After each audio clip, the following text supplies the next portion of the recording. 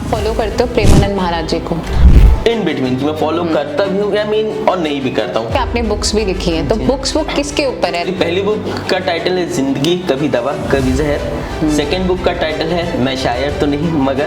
क्या क्या चैलेंजेस आपको फेस हुए, क्योंकि बहुत सारे यूथ हैं जो अपने घर से अलग होके यहाँ आते हैं? श्री कृष्ण कहते हैं कि आप किसी से कोई अटैचमेंट मत रखो, कहीं कोई रिग्रेट मत रखो।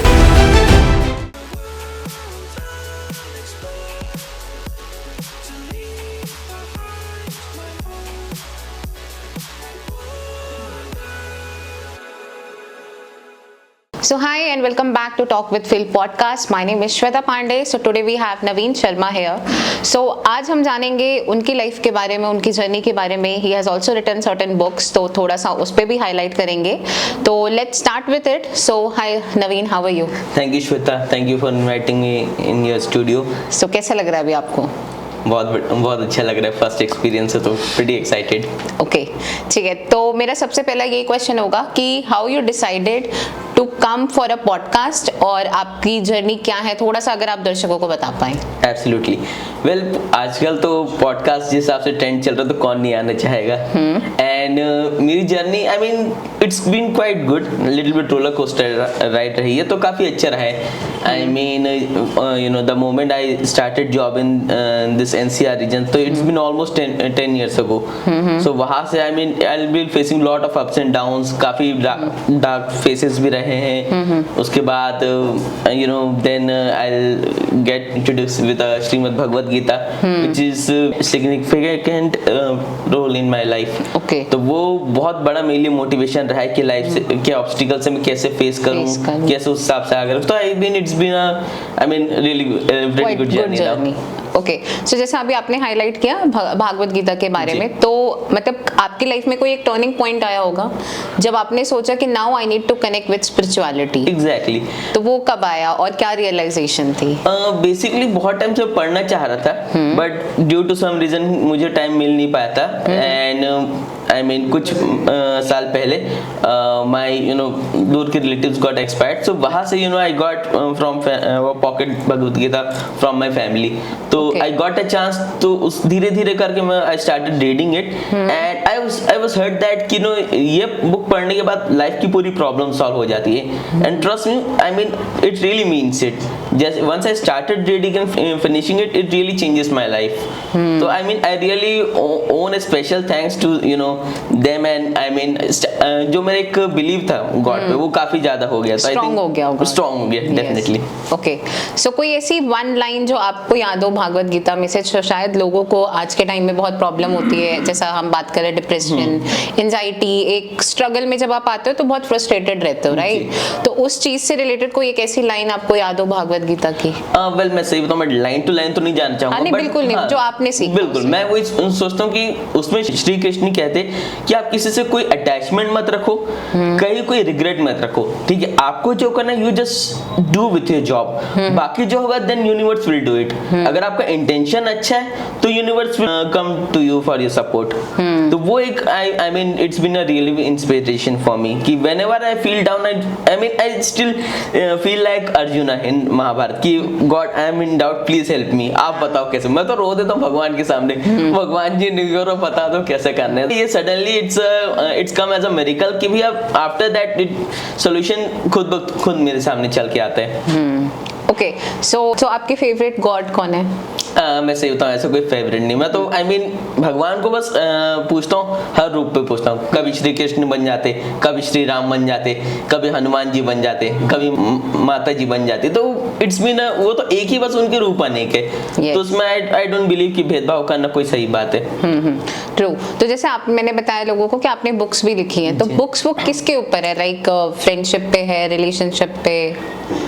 वेल मोस्टली जो बुक है वो लव पे है, लव लाइफ, और मेरे उस फेस को वो रिफ्लेक्ट करता है जो एक 10 साल पहले था, when I fall in love as a one sided.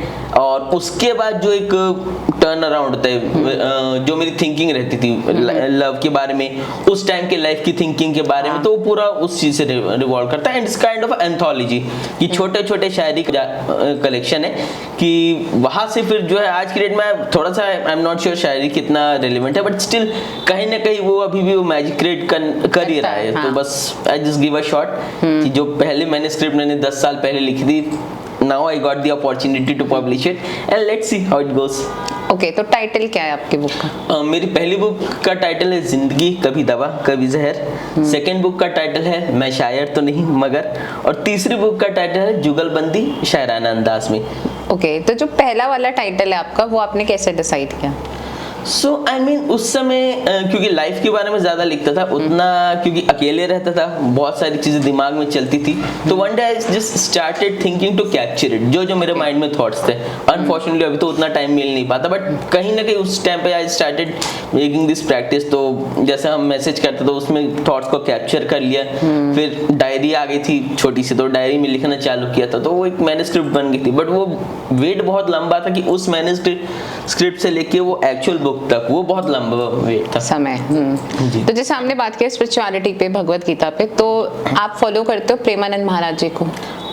To be honest मैंने सुनी है कुछ उनकी, but I mean I am in between, मैं फॉलो करता भी हूँ, आई मीन और नहीं भी करता हूँ, क्योंकि कई बातों से मैं उनसे एग्री नहीं करता, बट नो रिस्पेक्ट। कोई बात ठीक है, काफी अच्छी लगती है, but unfortunately I can't blindly follow और something, but yes I respect him. कुछ बातों में आई रियली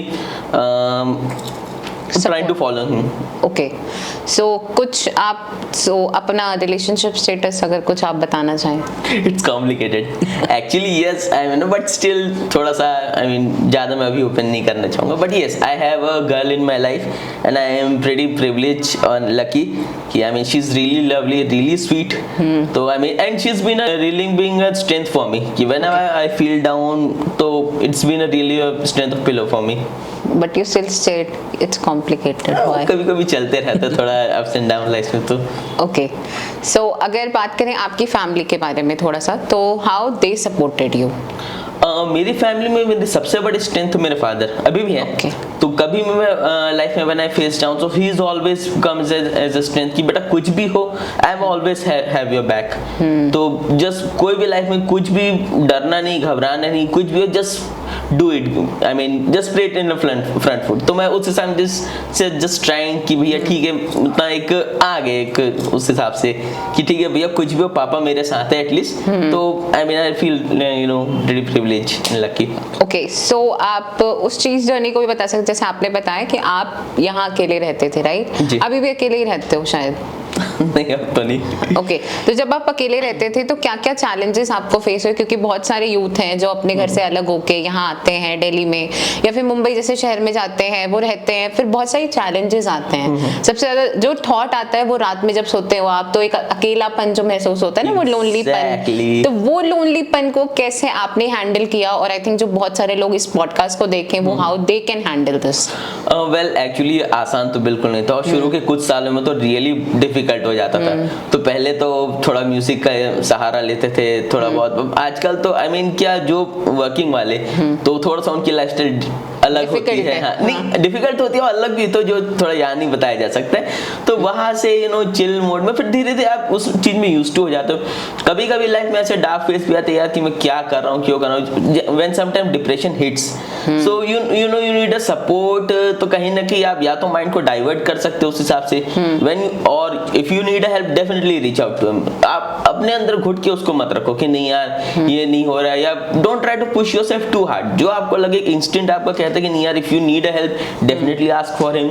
या मेरे लिए तो सबसे अच्छा मैं खुद से ही इतना ज्यादा बात कर लेता हूँ कि मोस्टली मेरे को वहां से सोल्यूशन मिल जाता है। कभी कभी नहीं रहता, और definitely reach out to friends, my brothers, जो आई मीन दोस्त जैसे ही हैं। तो काफी उस हिसाब से वो पूरा धीरे धीरे रिजॉल्व होता है। भगवान की दया से श्रीमद् भगवद गीता पढ़ने के बाद तो काफी स्ट्रेंथ आ गया। हाँ, कभी कभी I am just little bit cranky और एंग्री, बट वो टेम्पररी, वो थोड़ा हो जाता है। वो तो ह्यूमन नेचर है, तो every time you can't be smiling. Exactly. Okay, so जैसे आपने बताया कि लोगों को वो लोनली वगैरह चीज़ें होती है, डिप्रेशन और एंजाइटी जब हिट करता है तो वो चीज़ें उनको बहुत प्रॉब्लम होती है उस चीज़ से, चैलेंज से निकलने के लिए। तो कोई ऐसी मोटिवेशनल चीज़ जो आपने, या मोटिवेशनल लाइन जो आपको हमेशा याद रही और आपने उस पर रखा हो अपने आप को हमेशा? सबसे बड़ी बात कि एक मैंने कोट कहीं पढ़ा था कि when the things get tough, tougher gets going। तो वो चीज है कि जब चीजें मुश्किल आती है तो फिर जो उसमें उससे टफ वाला है वही आदमी उसमें बढ़ सकता है। या आसान शब्दों में बोले सर्वाइवल ऑफ द फिटेस्ट। तो इस चीज में आपको मेंटली फिट होना बहुत जरूरी है। परेशानी आएंगी, डेफिनेटली आएंगी, नो डाउट, बट ये कि आपको उतना मेंटली वो होना पड़ेगा, स्ट्रांग होना पड़ेगा, क्योंकि जब तक आप खुद को बैक नहीं करेंगे कोई आपको बैक नहीं करेगा। तो ये एक सबसे इंपॉर्टेंट चीज है जो मैंने रियलाइज किया। ओके, और आपकी हॉबी क्या है? I am crazy about cricket, I am like most of the cricket guy. हाँ, तो वहाँ पे तो I mean really I mean मैं अपना कम से कम लाइफ का जो है 24 घंटे में से 20 घंटे तो आराम से क्रिकेट को दे सकता हूँ इस टाइप से। Recently I am just involve in the marathons, तो मैंने अभी इसी साल चालू किया है, तो वहाँ पे भी अभी काफी मैराथन्स मैंने दौड़े हैं। तो आई मीन इसके बाद फिर क्या बोलते हैं, राइटिंग में अभी जो पहले था वो थोड़ा बहुत चल ही रहा है, तो फिर कभी कभी गाना भी गा लेते हैं। तो कुछ शायरी आपको याद हो जो बहुत लगता है कि अब ऐसे मैं लिखता तो हूँ, बट वही है कि that was a long time ago, but हाँ कुछ जो मैंने दूसरों की शायरी सुनी थी वो कुछ 2 लाइन ऐसी थी कि ना हम सफर ना हम नशे से निकलेगा, ये हमारे पाँव का कांटा हम ही से निकलेगा। सही बात है। हाँ, तो जैसा अभी हम लोग ने बात करी फैमिली पे या चीजें रिलेशनशिप पे, तो फ्रेंडशिप का क्या रोल है? क्योंकि आज के टाइम में to find a real person in friendship जिससे आप अनफिल्टर्ड होके बात कर सको, वो थोड़ा मुश्किल है आज के टाइम में मिलना, क्योंकि हर इंसान को अपनी जरूरत के साथ वो एक कनेक्शन भी बनाता है, एक मोटिव होता है किसी से भी जुड़ने का।